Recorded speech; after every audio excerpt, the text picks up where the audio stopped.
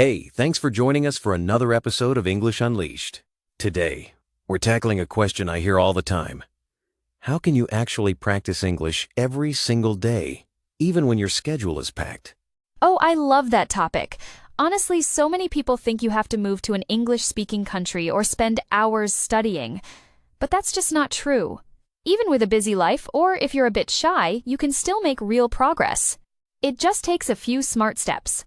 Absolutely. And I always say, you don't need to live in London or have a native speaker next to you.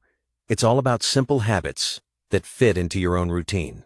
So, let's dive into one of the most effective techniques out there, shadowing. Shadowing is such a game changer. I remember when I first tried it, it felt a little odd, but after a few tries, it started to feel almost natural. Could you explain how it works for listeners who haven't tried it yet? Definitely. So, shadowing is pretty simple. You listen to someone speaking English like me right now, and you try to repeat exactly what they say. The key is not to pause or translate, but just echo the sounds, mimicking the speed and tone as closely as you can. That echo part is so important. At first, you might feel like you have no idea what you're saying, especially if you don't catch every word. But that's not a problem.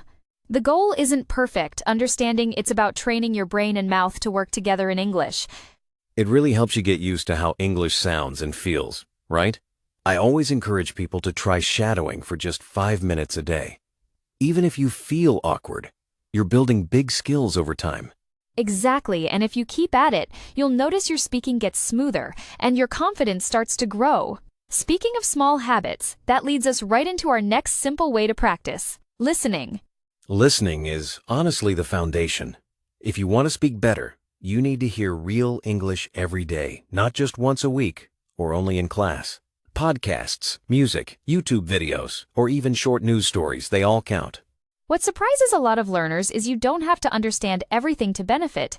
Even catching 30 or 50% is useful. The main thing is just letting English be part of your background, like a soundtrack, while you cook, walk, or clean.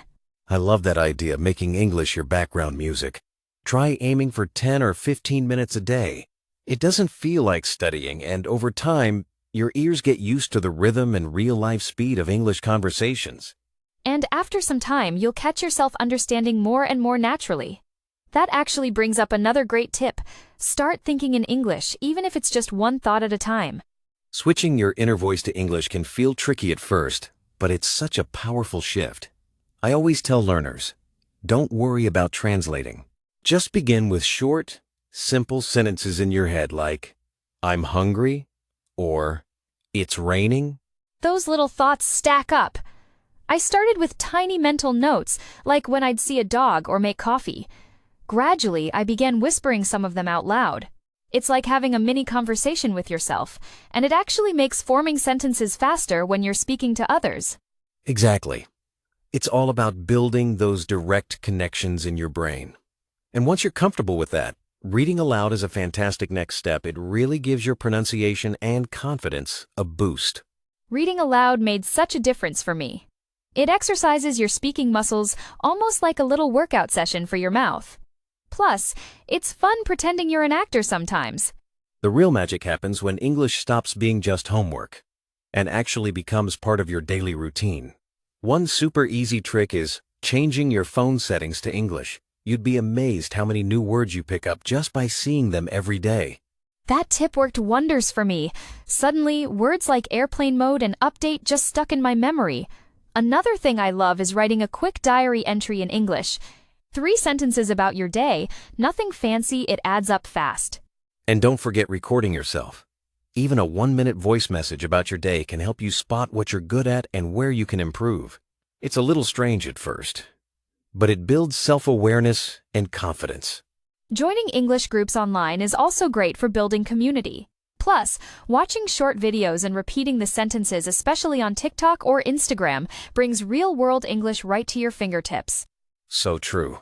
The more you let English sneak into your daily life, the more natural it feels. And before you know it, using English isn't something you have to remember to do. It's just part of who you are. It's wild how a few tiny changes, like saying your to-do list or morning greeting in English, can create huge improvements over time. and you don't need a teacher beside you every step of the way. You said it. When English becomes part of your phone, your journal, your thoughts, and your voice, it stops feeling like a chore. That's when the real growth happens, and you actually start to enjoy the process. That's the goal, right? For English to be something you live with, not just a subject you study. Thanks for joining us today. And remember, every small daily action gets you one step closer to real fluency. Keep practicing, make it fun, and celebrate your progress along the way.